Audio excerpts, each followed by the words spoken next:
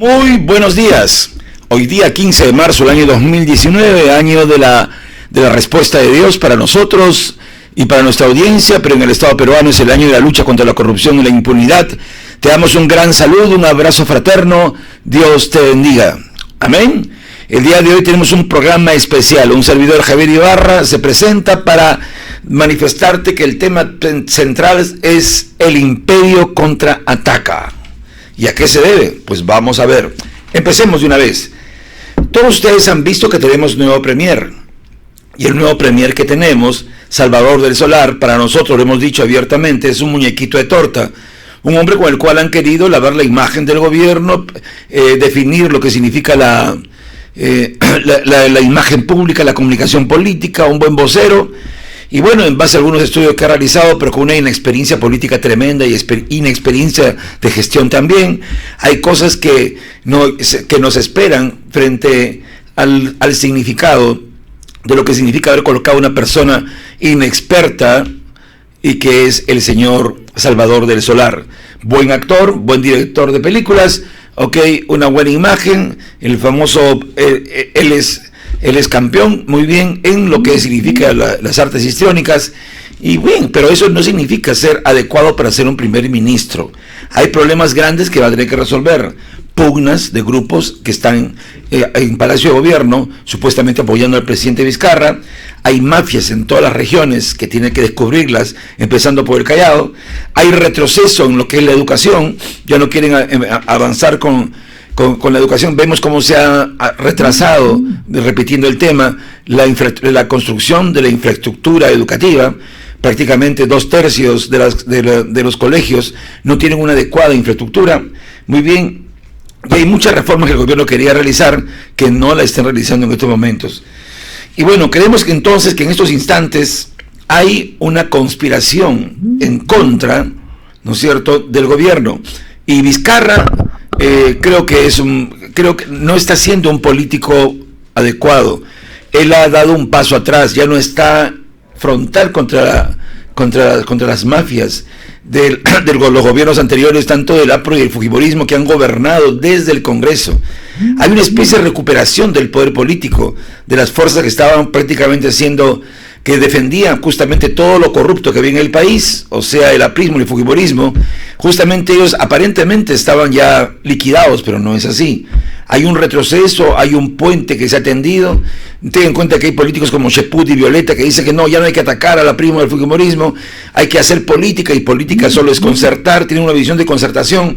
Pero ¿qué puedes tú concertar con la mafia? ¿Qué puedes concertar tú con la corrupción? ¿Qué puedes concertar tú con los lobistas justamente de la crisis política y económica profunda en la cual se encuentra el país?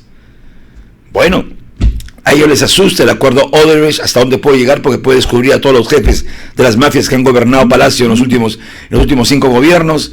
A ellos les asusta que OAS, que es una nueva entidad que está siendo recién investigada, también pueda sacar algo que pueda perjudicar a quienes, siendo presidentes en los 5 últimos gobiernos, pues se prestaron o permitieron, se coludieron para que en este país todo el mundo saqueara los fondos públicos de este país.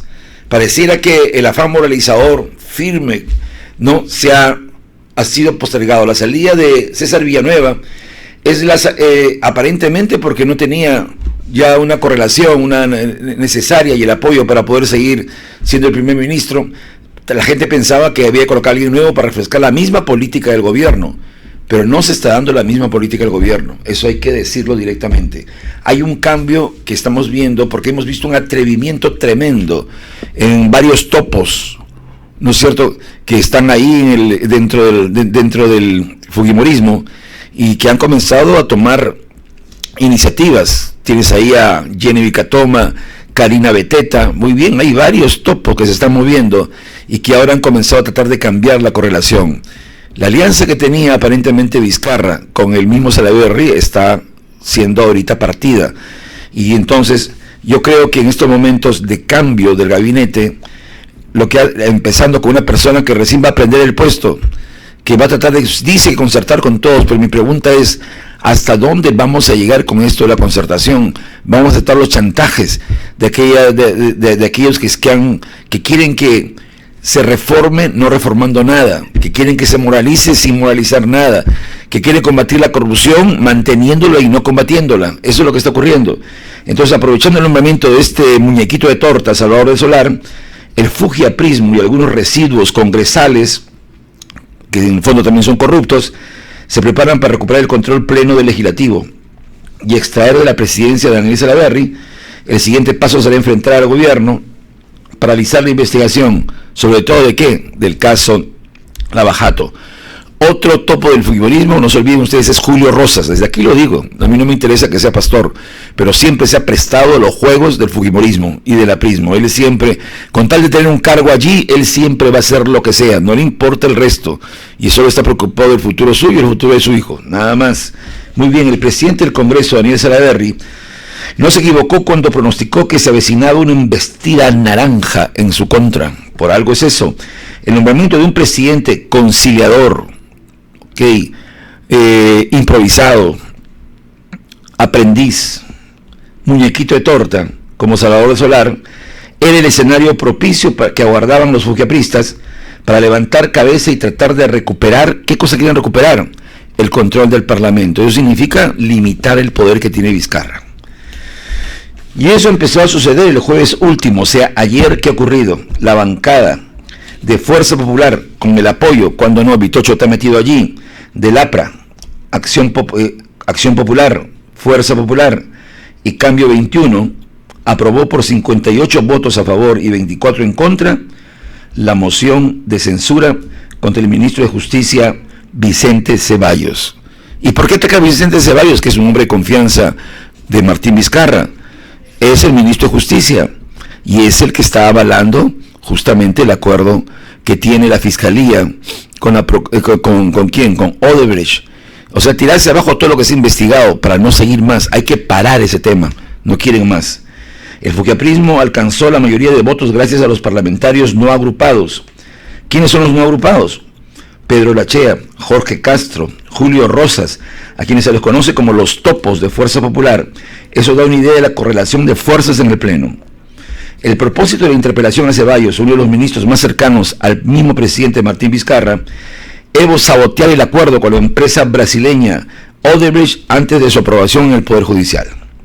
El Pleno acordó que Ceballos acuda al Congreso el jueves 21 de marzo para responder 21 preguntas que buscan desacreditar el acuerdo y que se anulen los términos de la colaboración brasileña, entrega de información y confesiones con la Fiscalía. Los mayores beneficiados, ¿quiénes van a ser? Con este contragolpe son Keiko Fujimori y Alan García. Se trata del revés más duro que ha sufrido el gobierno de Vizcarra en el Congreso desde hace 6 meses. Salaverry no pudo hacer nada para evitar la interpelación, pero el operativo es aún mayor. Miren ustedes esa alianza: Acción Popular, APRA, Fuerza Popular, Cambio 21, o sea, los Avengers ahí, ¿no es cierto? Están metidos ahí. Todos ellos se juntaron. Y eso nos indica que están buscando preparar un escenario para el futuro político de quienes van a ingresar. Muy bien, Salaverry está convencido de que Fuerza Popular está elaborando estrategias con el único objetivo de sacarlo de la presidencia del Congreso. Como no tuvieron los votos necesarios para censurarlo, los fujimoristas ahorita están tratando y tramando maniobras para incluso removerlo a él de la mesa directiva. La denuncia de la congresista Karina Beteta, quien acusó a Salaverry de haberlo insultado tras una sesión del Pleno ocurrida el año pasado, es parte de ese plan de desestabilización de la gestión de Salaverry.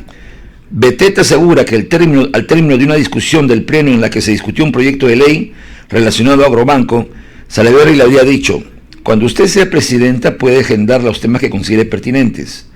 Y le dijo dos palabras de grueso calibre. Salaverry niega enfáticamente haberla agredido y recuerda que en los últimos meses él sí recibió insultos de algunos parlamentarios de Fuerza Popular. Me dijeron cobarde, cuchillero, traidor, patán, y jamás les he contestado, dice Salaverry. La locomotora naranja, sin embargo, ya está calentando motores. El imperio contraataca, ¿se dan cuenta ustedes? Y el miércoles último, la presidenta de la Comisión de Ética, Janet Sánchez, envió un oficio a Beteta solicitando a la brevedad posible y con carácter de urgencia la información pertinente para abrir una investigación preliminar contra el presidente del Congreso.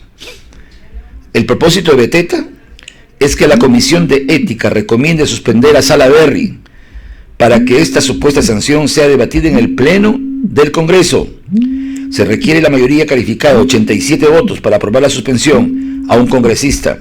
El fuquiaprismo no tiene los votos necesarios, al menos por ahora. Quieren sacarlo de la mesa directiva como de lugar para restituir las cosas que ya se habían modificado, dijo Salaverry.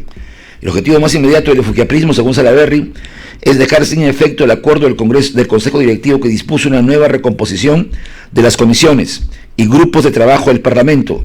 Fuerza Popular se resiste, no quiere aceptar los cambios, se resiste por eso a perder el dominio del Congreso y ha retrasado la votación de este acuerdo. Esta dilación le ha permitido a los fuquiapristas seguir imponiendo su agenda. El pasado lunes 11, por ejemplo, Fuerza Popular propuso que el expresidente del Congreso, el fujimorista Luis Galarreta, se encargue de elaborar el informe de indagación sobre las denuncias que pesan contra el ex fiscal de la Nación, Pedro Chávarri. Eso es un insulto realmente a la inteligencia peruana.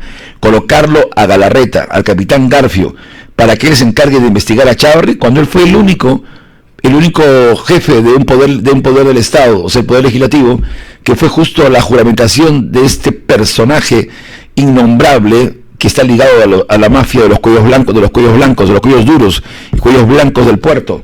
Muy bien. El congresista Cheput fue nominado como delegado en una investigación contra Chávarri, pero declinó el encargo argumentando que su partido, Contigo, dice, no tiene bancada. Cheput es parte de esta confabulación. Cheput defendió el nombramiento del fujimorista Galarreta, asegurando que el informe que éste elabore se someterá a votación en la subcomisión de acusaciones constitucionales y recién ahí se decidirá si el documento es aceptado o no por la mayoría del grupo. Pero la posibilidad de que Galarreta sea el delegado de la investigación contra Chávarri sería un retroceso en la lucha contra la corrupción. Todo es parte de un mismo plan, asegura Salaverry. Fuerza Popular, según Salaverry, quiere usar el Congreso como lo usó los 2 años anteriores y quiere un presidente que sea un títere de la bancada fujimorista. El titular del Congreso sospecha que la embestida naranja es dirigida por Keiko Fujimori desde su calabozo en el penal anexo de Mujeres de Chorrillos. En los últimos meses, los congresistas Rosa Bartra, Luis Galarreta, Luz Salgado y Miguel Ángel Torres, quienes conforman la cúpula mafiosa de Fuerza Popular, han visitado casi a diario a la lideresa fujimorista en prisión. Contrariamente a lo que piensa el Ejecutivo, la actitud beligerante y agresiva de los congresistas de Fuerza Popular han aumentado desde que Keiko está en la cárcel, apuntó Salaverry. Es por eso que el presidente del Congreso le preocupa el papel que vaya a desempeñar el nuevo premier, el muñeco de torta, Salvador del Solar. Es parte de esta embestida. Probablemente el lunes último, pocas horas después de asumir el cargo, del Solar declaró a un canal de televisión que confiaba en que su relación con Fuerza Popular va a ser de diálogo abierto. La vocación del gobierno, en la que me toca a mí en este caso como premier, es de diálogo. O sea, el encargo es diálogo para cosas políticas que están todavía vigentes y que han sido postergadas, pero de lo que se ha avanzado no se puede negociar la lucha contra la corrupción.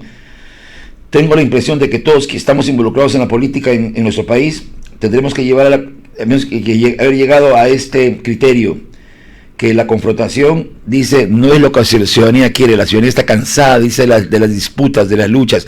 Ya no hay que seguir acusando al pueblo, ya no interesa, ya quien robó, al pueblo quiere obras. Ese es el mensaje. Su designación fue celebrada por muchos miembros de Fuerza Popular, que lo recordaron como uno de los artífices de la estrategia de conciliación con el fujimorismo que condujo al fracaso político de la renuncia forzada del expresidente Pedro Pablo Kuczynski. Muy bien. A la verdad es que el lunes, después de ver la entrevista del Solar, y dijo el fujimorista Carlos Tubino, ojo, vocero, me impresionó, dice Carlos Tubino, el sinvergüenza que tiene más de 177,000 soles en gastos de viajes. ¿Y para qué? Hay que ver para qué. El parlamentario naranja anunció que su bancada está dispuesta al diálogo y cesar, dice, todo enfrentamiento con el gobierno. Este es lo peor que podría suceder, se lamentó Salaverry. Lo único que pretenden los seguidores de Keiko Fujimori, de acuerdo a lo que nos dice el presidente del Congreso, es recuperar la mesa directiva para volver a gobernar desde el legislativo. El futuro entonces de Martín Vizcarra se está convirtiendo en incierto. Así que este acuerdo de que Salvador del Solar sea el presidente del Congreso es un intento del gobierno, por aparentemente con una buena imagen política, tratar de frenar la caída de la popularidad y el frenazo de la economía. Lo que se quiere hacer, ¿no es cierto?, es simplemente que la tercera vía sea la vía que pueda realmente hacerse realidad aquí en este gobierno. Amigos, el imperio contraataca. Y cuando ataca el imperio es porque tiene una certeza de que puede volver a que las cosas se manifiesten y continúen con más de lo mismo. ¿Lo va a permitir la ciudadanía? Creemos que no. Hacemos un llamado a todas las fuerzas morales del país a que se movilicen. La lucha contra la corrupción no puede parar. La lucha contra la impunidad no se debe permitir. Tiene que haber cambios profundos. Y estos cambios solamente se van a poder dar en la medida que existe una política que esté en contra de la mentira, en contra de la coima, en contra de las mafias, en contra de los que roban los erarios públicos de este país. Eso es traición a esta nación. En otros países estos ladrones ya estarían presos o estarían colgados, pero en este país ocurren cosas donde van y vienen, los intereses se manejan. Creemos que tienen que haber cambios profundos. Muy bien, hacemos un alto en estos momentos y vamos a esperar y tenemos una entrevista en la segunda parte del programa para poder realmente compartir con Valores en Acción algo bueno, algo nuevo, porque no todo lo que está ocurriendo es gris. Creemos que hay esperanza en esta nación. El libro de Tere. Soy Tere y mi mamá me dio varios consejos para cuidarme y para buscar ayuda si lo necesito. Mi cuerpo. Este es mi cuerpo y mi mamá dice que debo cuidarlo. Mi cuerpo tiene partes que los demás pueden ver, como mis manos, codos, brazos, pies, rodillas y cabeza. Pero mi cuerpo tiene partes privadas que a nadie debo mostrar, como mi vulva, mis nalgas y mi pecho. Mis partes privadas las cubro con ropa interior y solo yo las puedo tocar, y quienes me ayudan con mi higiene. El saludo. Mamá dice que si un familiar, amigo o desconocido no me gusta o me da miedo, nadie debe obligarme a hablar con él. Tampoco deben obligarme a saludarlo con un beso o abrazo. Para saludarlo yo puedo darle la mano. Las caricias. Mamá dice que hay caricias buenas y malas. Las caricias son buenas y me gustan, como cuando un familiar o amigo toca mi cabeza o me da un abrazo. Las caricias son malas y no me gustan o me dan miedo, como cuando un familiar, amigo o desconocido quiere tocar mis partes privadas. Las caricias malas me harán mucho daño. Por eso, si alguien quiere tocar mis partes privadas, yo debo gritar, decir no y pedir ayuda. Decir no, huir y pedir ayuda. Mamá dice que debo alejarme rápido de cualquier conocido o desconocido que me haga sentir mal, no me guste o me dé miedo. No importa si es mi papá, hermano, tío, primo, abuelo, novio de mi hermana, papá de mi mejor amiga, vecino, amigo, maestro, pastor, sacerdote o entrenador. Ninguno puede abrazarme o hacerme cosquillas si yo no quiero.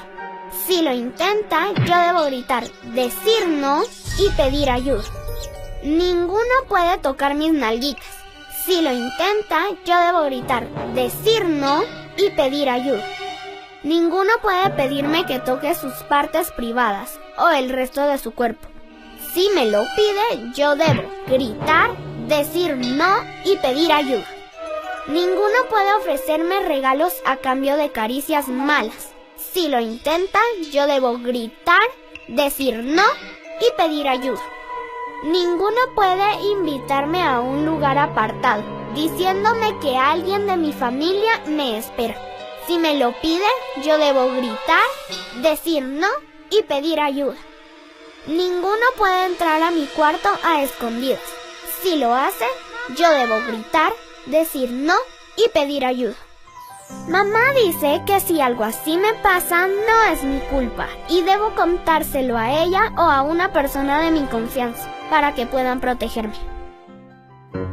Los secretos. Mamá dice que hay secretos bonitos y feos. Los secretos bonitos son los que me hacen feliz, como cuando voy a dar una sorpresa. Los secretos feos son los que me hacen daño, como cuando alguien quiere tocarme y me pide no decirlo. Esos secretos feos yo los debo contar para que mi mamá o una persona de mi confianza pueda protegerme. Las amenazas. Mamá dice que nunca haga caso a las amenazas de un familiar, amigo o desconocido. No importa si dicen que dañarán a mi familia o a mí. Yo debo contarlo a mi mamá o a una persona de mi confianza para que puedan protegerme. Las personas de confianza. Mamá dice que la persona de confianza es la que me hace sentir bien. No me da miedo, no me daña, me escucha, me ayuda y me orienta con cariño. La persona de confianza no siempre son mamá y papá. Puede ser otra persona que está alerta a lo que me pasa, cree en mí y me defiende de cualquier peligro. Mi protección. Mamá dice que yo debo contar cualquier cosa que me pase en la casa, la escuela, la cancha, la iglesia, el parque u otro lugar. Cosas que me hagan sentir mal, no me gusten o me den miedo. Porque cualquier familiar, amigo o desconocido que quiera tocar mis partes privadas, hacerme caricias malas, me pida guardar secretos feos o me amenace, es malo y debe estar en la cárcel.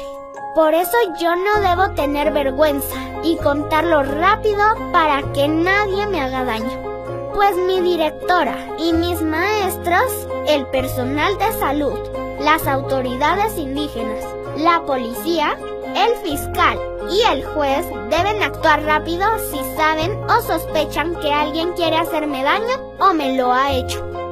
Mamá dice que yo soy su tesoro y por eso ella y mi papá me protegen contra todo.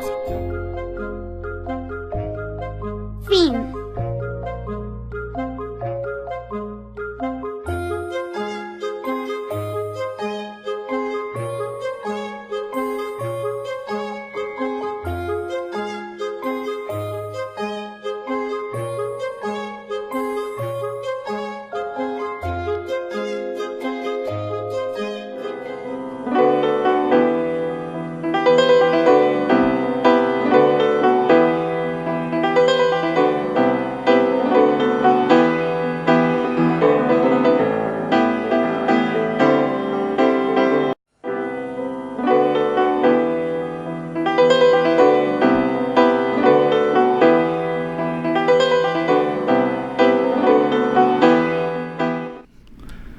Hola, y nuevamente ahora en la segunda parte del programa Valores en Acción, tu programa del día de hoy, tenemos una agradable visita. Nos visita un morén, un rabí, ¿no es cierto? Gracias a la ROE, un maestro muy querido que va a dar que hablar mucho porque viene con un propósito acá a Lima, Perú. Él es peruano de origen, pero es un hombre que recorre los países del mundo. Él vive en otra nación en estos momentos. Su nombre de él es Miguel Baruch Koselev. Ok, él es el famoso Boris para muchos amigos que lo conocen. Siervo de Dios, sus saludos especiales aquí al programa Valores en Acción. Bueno, quiero agradecer al pastor Javier por haberme invitado a este programa. Para mí es un honor estar aquí, porque realmente apenas llevo 2 días en Lima y me siento como si nunca me hubiera ido, como que los 40 años que llevo fuera jamás hubiesen pasado. Aquí estoy, para cumplir su propósito. Mire que son 40 años que él no venía a Perú. O sea, él está nuevamente reconociendo el país, lo está volviendo a conocer. ¿Eso qué significa? Significa que la razón por la que ha venido en los 40 años tiene un propósito espiritual tremendo, me imagino. Y de eso ya nos vas a poder ir hablando. Pero yo quisiera tocar contigo, maestro, un tema que es importante ahora para los cristianos. Hemos visto en los últimos años cómo ha habido un acercamiento, un dejar atrás prejuicios religiosos entre lo que significa Israel y el cristianismo. El premier Benjamín Netanyahu, que es el primer ministro, el gobernante de Israel, ha manifestado que aunque cuando hubieron en los últimos acuerdos en la ONU, donde todos estaban en contra de Israel, él decía que tenía a Hashem en el cielo y en la tierra tenía a sus hermanos cristianos que oraban y que respaldaban a Israel. Ese acercamiento es para nosotros, pensamos que es una señal del fin de los tiempos, que es necesario para el advenimiento del Mesías, pero tiene todo un proceso, tiene toda una connotación. Tú que recorres el mundo, ¿cómo ves todo este desarrollo y hacia dónde crees que el Señor nos está conduciendo? Amén, pues muchas gracias. La verdad es que sí, hay un fenómeno que está ocurriendo en los últimos 40, 50 años y que es un fenómeno realmente difícil de explicar. Después de 1800 años de antisemitismo y de judeofobia dentro de la iglesia cristiana en general, algo está ocurriendo estos últimos 40, 50 años. Hay hermanos cristianos que escuchan música hebrea o escuchan el mismo idioma hebreo o ven algún jaredí, que son estos judíos que llevan sus peyot, llevan sus trencitas aquí, y sienten como un amor, un cariño, algo especial. O practican la danza también. También practican danza. Y entonces, ¿qué está ocurriendo? ¿Qué está ocurriendo? ¿Por qué este antisemitismo, esta judeofobia de pronto se convierte en amor? Pues yo entiendo, Javier, de que el hijo pródigo está volviendo a casa, que el Eterno está llamando a su otro hijo. Ahora dirán, pero ¿cómo que otro hijo? Porque nosotros sabemos que ha habido cosas que han separado al judaísmo del cristianismo. Ajá. Hay experiencias, eventos, acontecimientos que los han llevado aparte, ¿no? Los judíos han criticado mucho aspectos de los cristianos, ¿no? Los cristianos han hecho cruzadas, han hecho inquisiciones, han hecho toda una serie de cosas, ¿no? Que han llevado incluso a la pérdida de grandes vidas humanas, ¿no? Eso era debido a una famosa teología del reemplazo. Así es. Consideraban que el pueblo de Dios ya no era Israel, increíble que se hubiera pensado eso, y que el pueblo de Dios sería solo la iglesia cristiana, occidental y católica. Y todo eso provocó justamente que en el nombre de Dios se hicieran esas famosas cruzadas históricas, donde lo que era en realidad persecución, tanto de judíos como de árabes. ¿Y cuál era el San Benito de los judíos? Decir que ellos mataron a Jesús. Así es. Y con esa gran mentira lo que hicieron fue dividirlo. Y hemos recibido en América nosotros una imagen de un Mesías más ario que judío, ¿no es cierto?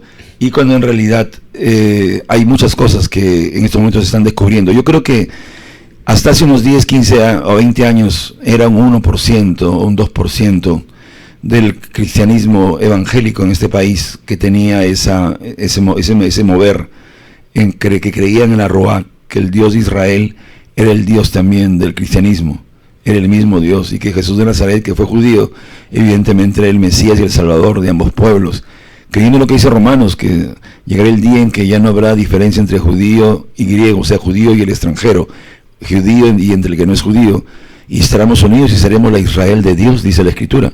Entonces, ante eso que está por cumplirse, lo que creemos es que no hemos tomado en cuenta lo que el mismo Pablo decía, que Dios, o sea, no había desechado a su pueblo jamás. Eso fue papel del hombre y la religión. Entonces yo creo que ahora hay un mover que ya está cercano al 10%, o sea, ha crecido 7, 8, 9 puntos en los últimos años, en donde cuando vienen parlamentarios judíos, por ejemplo, nosotros en nuestros cultos ponemos también la menorá, ponemos la bandera de Israel, al igual que la bandera peruana, y la de los venezolanos que están ahora pues invadiendo Perú, lo estamos recibiendo con mucho afecto, pero todos, incluso ahora muchos compran la Biblia, la Peshita, por ejemplo, quieren aprender algo más, como acercarse un poco más a los conceptos originarios en hebreo ya más que en el griego, porque en el griego pues hay otra visión del mundo, donde de alguna manera se sensualizó el concepto de los conceptos básicos que estaban en la Torá. Los griegos son menos toraicos, en cambio del hebreo te das cuenta que todo lo que pasó en el Evangelio, las raíces hebreas son profundas. Entonces, como tú bien dices, si el Mesías está provocando este tipo de amor, el escenario que nos espera es tremendo. Quiere decir que lo que pasa en Israel, ese acercamiento, esto que dijo ya el primer ministro, es una voz de Dios, donde lo que está diciendo es que la alianza entre el cristianismo e Israel va a comenzar a fortalecerse en estos tiempos, y que hay un nuevo río, un nuevo mover que se está dando y que tenemos que, y la iglesia tiene que reconocer, porque el Señor no viene por dos esposas, viene por una sola esposa. Así es. Y tenemos que estar unidos ambos Además pueblos. Es profético, Javier. Y uno de los grandes errores que tal vez se comete es pensar que Israel son los judíos. Eso es más allá. Y eso es un problema porque no entendemos que Israel tiene dos caras. Claro, cuéntanos esa parte, porque el origen es muy importante. Es muy importante. Yeshua, que se conoce como Jesús, yo llamo Yeshua por su nombre original, él dijo en el libro de Mateo 15, versículo 24, él dijo: solo he venido por las ovejas perdidas de la casa de Israel. Y a muchas personas les cuesta entender qué es lo que está diciendo. Solo he venido significa que no he venido por otras personas. Entonces, ¿quiénes son la casa de Israel? ¿No son los judíos? Pues no. Y se lo dijo una mujer sirofenicia. Exacto. Claro. Y al final él mismo le dijo, pues es tu emuná, tu fe, la que te ha salvado. Ve donde tu hija.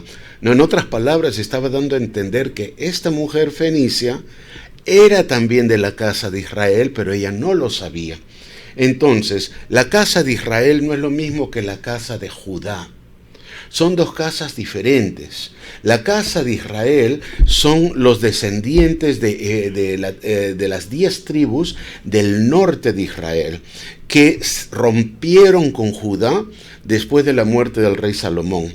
Y estas 10 tribus, como no supieron guardar bien la Torá y como no supieron honrar al Eterno, cambiaron fechas de fiestas, y etcétera, ellos fueron dominados por los asirios, que se los llevaron en cautiverio y se perdieron su identidad, ¿no? Se esparcieron por todo el mundo, están en los 4 rincones de la tierra, en medio del pueblo gentil. Ahí está la casa de Israel. Y luego Yehudá, ellos también se les llevó en cautiverio, pero solo por 70 años. ¿No? Y luego regresaron, luego surgió Ciro, ¿no? Y el Eterno usó a Ciro para poder permitir el retorno de Judá. Entonces, lo que hoy llamamos Israel, Javier, en realidad es Judá, ¿no? Por eso el nombre judío viene de Judá, ¿no? Entonces, ¿dónde está la casa de Israel? ¿No? Es como el hijo pródigo. Está en medio de los cerdos, está comiendo peor que los cerdos, ¿no? Porque está alimentándose de cosas paganas. Y de pronto el hijo pródigo recuerda que en casa del padre se comía, hasta el trabajador más humilde comía bien. Y entonces él regresa, ¿no? Dispuesto a pedirle perdón al padre, ¿no? Y el padre lo recibe con los brazos abiertos, le pone un anillo en la mano, le calza los pies, y el hermano mayor, que es Judá, el hermano mayor Judá, dice: pero padre, ¿y yo qué? No, a mí ni siquiera un cabrito me has dado para mis amigos. Y entonces dice: pero tú, hijo mío, mi casa siempre ha sido tu casa y tú siempre has estado a mi lado, pero este hijo mío estaba perdido y ahora ha sido encontrado, estaba muerto y ahora está vivo. Entonces, este hijo pródigo tiene que salir de la apostasía. ¿Y cuál es la apostasía? La apostasía se dio cuando se separó el creyente, digamos, gentil, por entendernos de alguna manera, se separó del judío, ¿no? Y esto empezó pues con los padres de la iglesia, esto empezó con Justino Mártir, y Justino Mártir pues lo que hizo fue cambiar, ¿no? Cambió el Shabbat, que era el día que el Eterno había dispuesto, lo cambió por el Dies Solis, por el día del sol, que es el primer día de la semana. Y así hubo una serie de cambios, ¿no? Por eso Yeshua dijo: primero tiene que venir la apostasía, pero luego yo vendré cuando ya se haya superado esta separación, cuando ya este distanciamiento entre las dos caras de Israel, ¿no? Y quiero que entendamos, por ejemplo, que iglesia viene de la palabra eclesía. Y se pierde una cosa fundamental, porque en hebreo, kehilá, ¿no? Kehilá, que significa congregación, pues fonéticamente tiene un parecido a kalá. Kalá significa novia, prometida en matrimonio, y Kehilá es la congregación. Y esto es una cosa que perdemos en la palabra iglesia o eclesía, donde no se tiene este aspecto. Más el griego está ahí, ¿no? Exacto. Entonces, claro, tenemos que entender que Pablo decía: vosotros, gentiles, que una vez estabais lejos de la ciudadanía de Israel, sin Dios, sin ninguna esperanza, claro, ahora habéis vuelto. A cambio de mediante Yeshua HaMashiach, ya estáis otra vez en el pueblo, ya formáis parte del pueblo.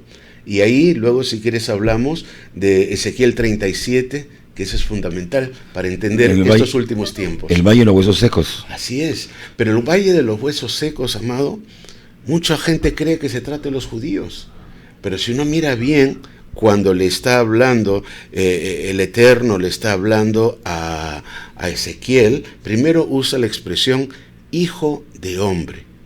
Y esta expresión, ¿no? Ben Hadam, hijo de hombre, solo se ha utilizado con Yeshua.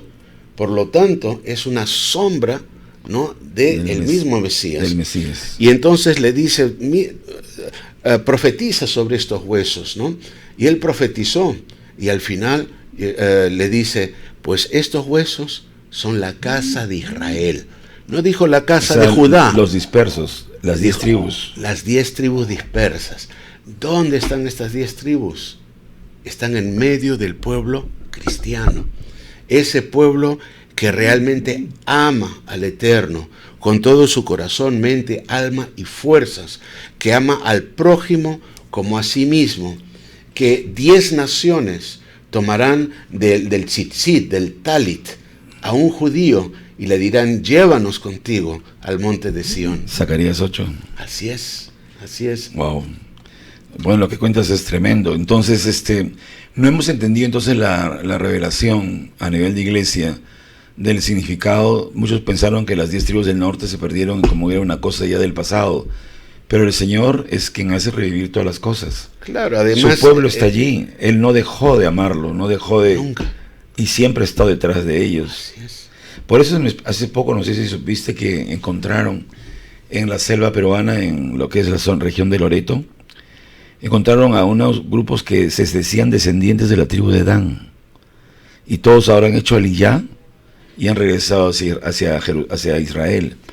¿El aliyá es parte de este retorno? ¿Tú lo consideras? Bueno, el aliyá es parte de este retorno y es necesario.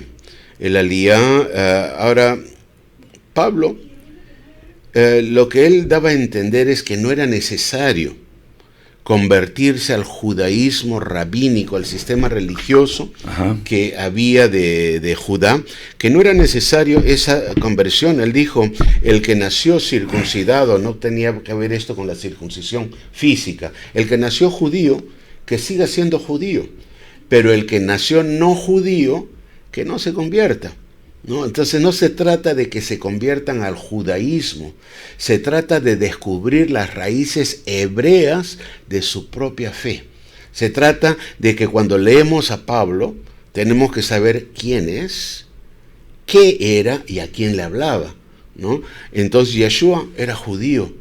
Él vestía como judío, no tenía el cabello largo hasta los hombros, vestido con una túnica roja como los patricios romanos. Él no era romano, él era judío.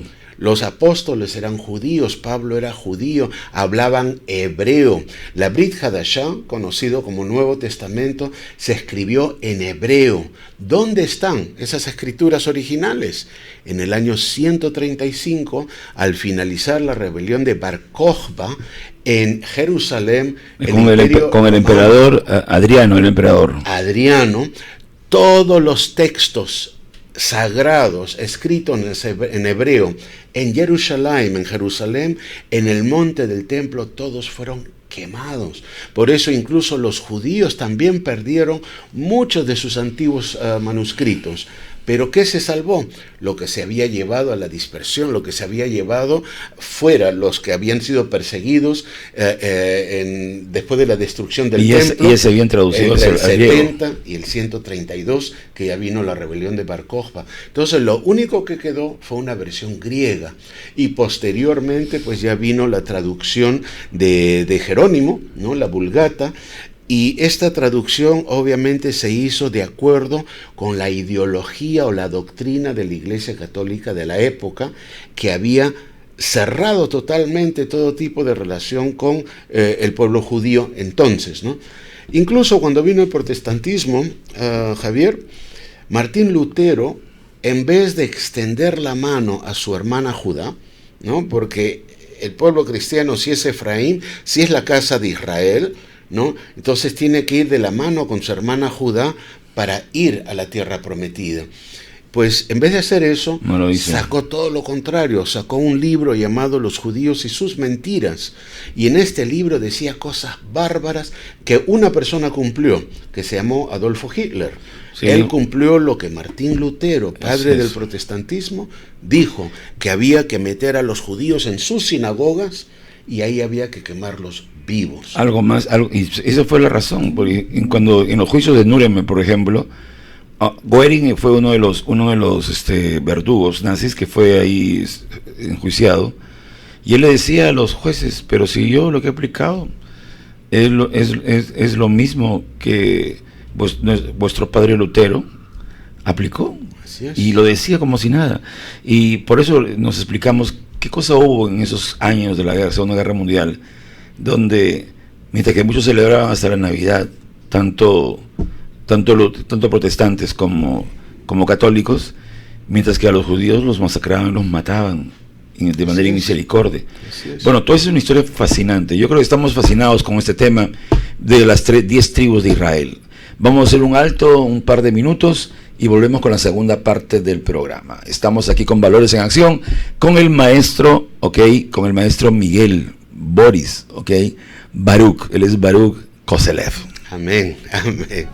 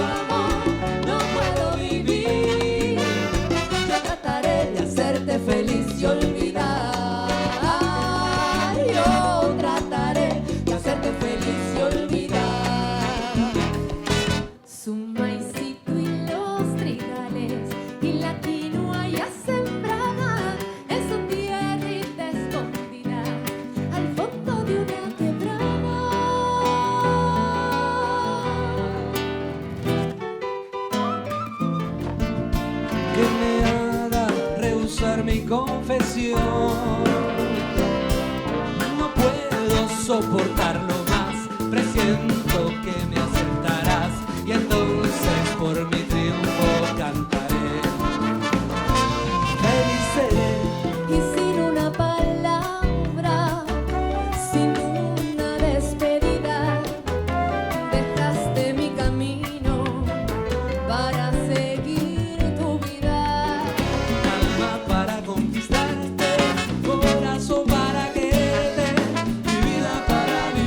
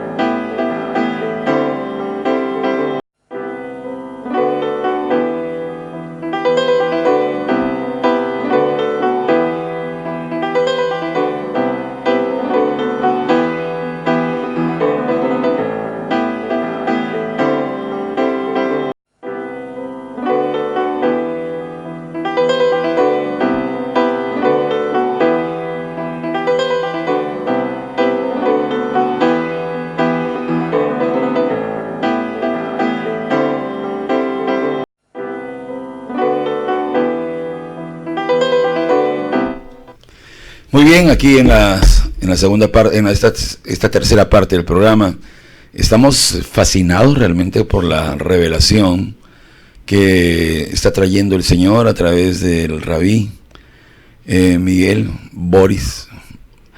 Y el Baruch. Y realmente, sí, yo sé que es Boris, pero también eres Baruch Koselev, porque ¿no? Ahí en la universidad estuvimos juntos también, pues, ¿no? Sí, somos de San Marcos, estábamos muchachitos aquel tiempo. Y quién iba a pensar que ahora estamos después de tantos años por aquí. Muy bien, y qué hermoso tener la revelación de Israel. Maestro, podríamos decir entonces que ya el Eterno ya dispuso que el hijo pródigo tenga un acercamiento con su hermano mayor y que todos estén juntos en la casa del Padre. Sí. Ese es el gran proyecto eterno de parte de Dios. No es una parábola cualquiera, es una parábola es una trascendente. palabra profética muy importante, y en esto tenemos que mirar dos profecías. Primero tenemos que ver Ezequiel 37 a partir del versículo 15, porque muchas veces nos concentramos en los huesos secos y nos olvidamos lo que viene después. Claro. Y también tenemos que ver Zacarías 14. Entonces, empecemos por Ezequiel 37, 15. Entonces el Eterno le dice: hijo de hombre, coge una vara y escribe en ella para Judá y sus compañeros, los hijos de Israel, ¿no? Ahora, una vara significa autoridad, ¿no? Así y es. luego dice: coge otra vara y escribe para José, para la vara de José que está en la mano de Efraín y sus compañeros, los hijos de Israel. Y ahora junta las dos varas en la mano, ¿no? Y cuando el pueblo te pregunte: ¿qué quieres decirnos con esto? Entonces le dirás: porque yo tomaré a los hijos de Judá, ¿no? A Judá y a Israel, que estén en los 4 rincones de la tierra, los voy a reunir y los voy a juntar en mi mano, y serán uno en la mano del Mesías, y habrá un solo rey sobre todos ellos, ¿no? Y David estará de rey sobre todos ellos. Nunca más serán 2 naciones, sino que serán una nación, y nunca más estarán divididos en 2 reinos, sino en un solo reino. Entonces, esta unión final viene con la venida del Mesías mismo. Ahora, también tenemos que pensar que dice la palabra: cuando la plenitud de los gentiles haya sido alcanzada, es decir, cuando se haya completado la evangelización del mundo, haya completado, que todos los que tienen que entrar hayan entrado, entonces todo Israel, que se refiere a las 12 tribus, no solo a Judá, todo Israel será salvo. Ahora, cuando hablamos de todo Israel, estamos hablando de todos aquellos creyentes, judíos y cristianos, fieles en obediencia, con vida de kedushá, de santidad, ¿no? Que no andan en pecado, que no andan en transgresión, ¿no? De la palabra, ¿no? Entonces, y luego está Zacarías 14. Zacarías 14 es grave porque habla de una guerra, y una guerra que va a ocurrir en Israel y que supondrá la ocupación de Jerusalén por las naciones, ¿no? Y habla Zacarías 14 de la violación de mujeres y del reparto de despojos, ¿no? Y de que el pueblo va a huir al desierto, donde será donde encontrará refugio. Ahora, tenemos que entender que gracias al actual presidente de Estados Unidos no se ha dado la imposición sobre Israel de la solución de 2 estados. Pero, según los gobiernos, según el gobierno que salga en Estados Unidos, o en Gran Bretaña, o en Francia, habrá o no habrá la posibilidad de veto en el Consejo de Seguridad de Naciones Unidas.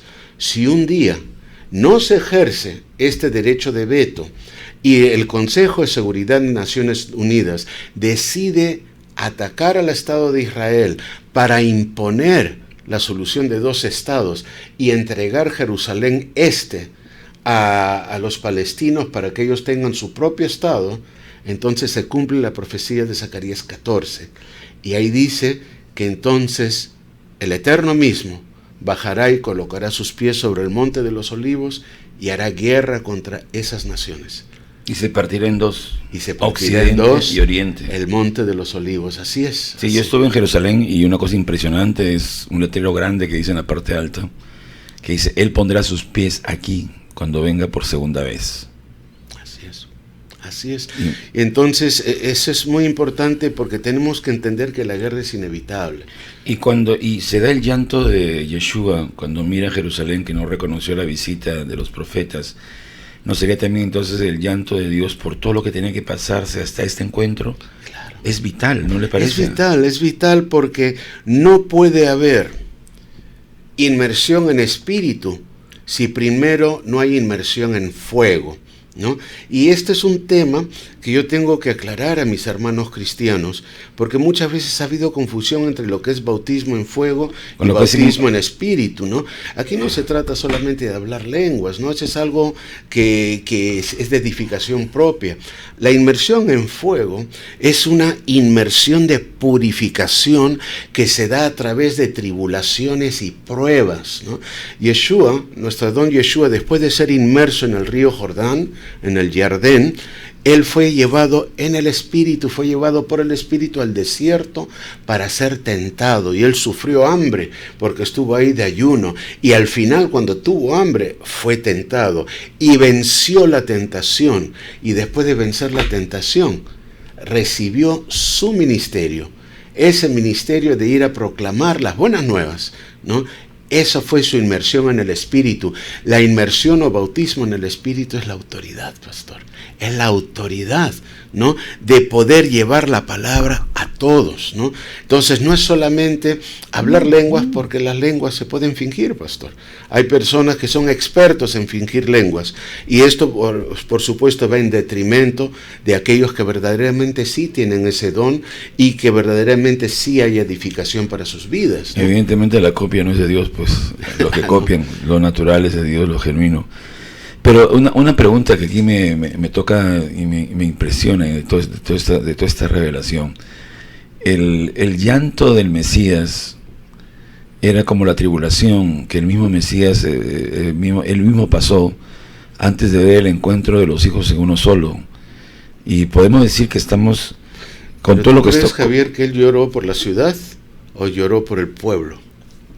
No, yo creo que él no lloró por la construcción, él lloró por el pueblo, lógico, porque no era la Jerusalén, además la cúpula esa dorada que aparece, pues ni siquiera es templo cristiano, para nada, eso es de otra religión. Entonces nosotros sabemos entonces que realmente el llanto viene a ser como, yo veo ahí una señal profética de la segunda venida, y hay tres cosas importantes que tienen que ocurrir para esa segunda venida. En primer lugar, que termine este proceso de evangelización, que ya en la práctica está terminando, ya son muy pocos los lugares donde no han sido alcanzados por el evangelio. Ahora hay crecimientos en naciones impensadas como China, la India, ya el cristianismo está llegando a unos niveles muy, muy importantes e interesantes. Pero luego lo segundo es una restauración de Israel, y la restauración de Israel que se habla es justo este encuentro de los dos hermanos.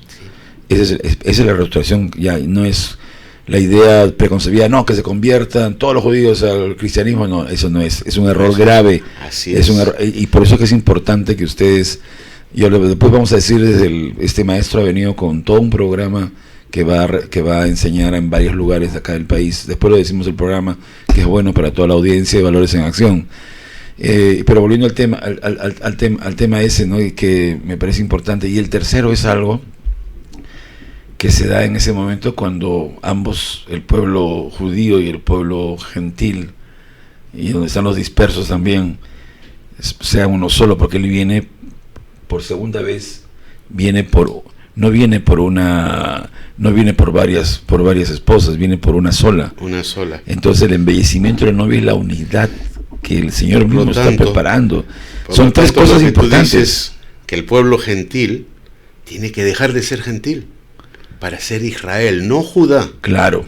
Tiene que dejar de ser gentil. Entonces, a veces hay personas que no se dan cuenta que traen maldición a su propia vida. Y la palabra gentil es maldición. Significa pagano.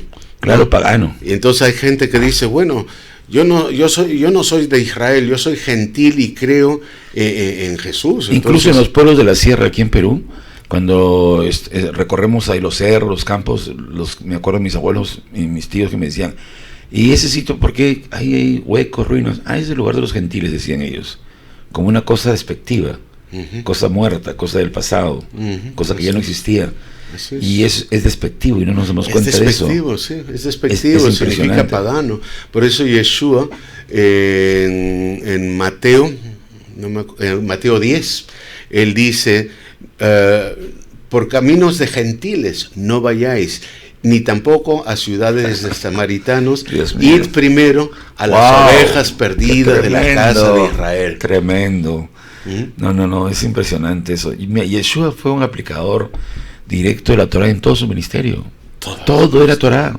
Y a veces la gente, él no andaba con una Biblia porque la Biblia no existía, ni andaba con un rollo porque el rollo estaba en el templo. Él iba con la... Más, hay uno de los errores que se comete cuando dicen que Yeshua es el fin de la Torah, pero no significa fin de dien, ¿no? Como dicen las películas, aquí se acabó, sino que el fin es el objetivo de la Torah, es la finalidad, la meta. La meta de Yeshua. Él dijo, no creáis que he venido a abolir la Torah, ese es Mateo 5:17, sí. No creáis que he venido a abolir la Torah ni a los profetas, he venido para que se cumpla. Extraordinario. Porque no se está cumpliendo. Es que él no se contradice, no va contra su palabra, es suya. Pero la primera vez vino para servir como siervo y la segunda vez viene ¿para qué? Viene ya como rey, como juez. Ya, y con vara de hierro. Exacto, yo quisiera que esa parte la pudieras tocar. Porque es rey, ¿no es cierto? Porque él viene como rey con vara de hierro a hacer guerra contra las naciones que se levantaron contra su pueblo Israel. Y él vendrá con todos sus kedushim, con todos sus santos, ¿no?